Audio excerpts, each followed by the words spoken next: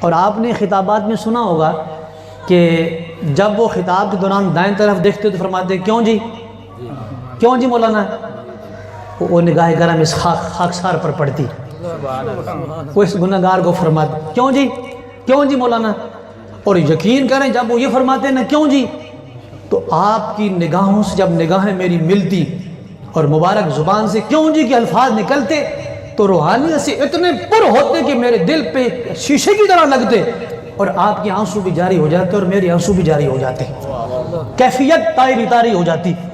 آپ نے کئی دفعہ خطابات میں سنا ہوگا، اور نجی محفل جب لگی ہوتی لوگ ملاقات کے لیے آتے تو آپ گفتگو فرماتے، تو گفتگو کے دوران بھی گفتگو لوگوں سے ہوتی اور آپ کی توجہات پوری اس خاکسار کی طرف ہوتی، تو گفتگو کے دوران فرماتے کیوں جی مولانا،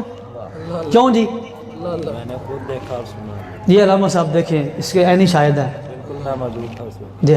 آپ فرماتے کیوں جی، اور جب وہ فرماتے ہیں کیوں جی، اوئے ہوئے ہوئے ہوئے کیا کیفیت گزرتی۔ اور ایک دفعہ تو چیچا وطنی سے کچھ مہمان آئے ملنے کے لیے، وہ جو کمرہ ہے آپ کے مزار شریف کے ساتھ وہاں ملاقات فرمائی، تو میں بھی حقیر وہاں حاضر تھا۔ آپ عشق و محبت سے بھری گفتگو فرماتے، عشق سے لبریز ہوتی، اور وہ خوش نصیب لوگ تھے جن کو آپ کی مجلس میں شرکت کرنا نصیب ہوئی، وہ بختوں والے لوگ تھے۔ آنے والا وقت بتائے گا کہ امیر المجاہدین وہ کتنی بڑی رسول اللہ کے معجزہ تھا۔ وہاں کمرے میں بیٹھ کے ملاقات فرما رہے تھے تو گفتگو فرمائی، اور گفتگو میں پوری آپ کی توجہ اس خاکسار کی طرف، حقیر کی طرف گفتگو ہوتی تو دھیان پورا میری طرف ہی ہو، توجہ میری طرف ہی، کیوں جی مولانا، کیوں جی، کیوں جی مولانا۔ ایک بندہ کھڑا ہو گیا، ان کا حضور ہم چیچا وطنی سے حاضر ہوئی ہیں زیارت کے لیے، تو کوئی ہماری طرف بھی توجہ فرمائیں، آپ کا تو سارا دھیان اور توجہ ادھر ہے مولانا کی طرف۔ آپ نے برجستہ فارسی کا شعر پڑھا، فرمانے لگے عمر با ید کے یار آید بکنار، فرمایا عمر لگ دی تاں یار بغل چانا،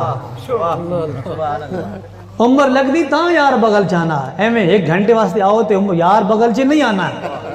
تو یہ آپ کی کرم نوازیاں تھیں، آپ کی مہربانیاں تھیں، اور عشاء کی نماز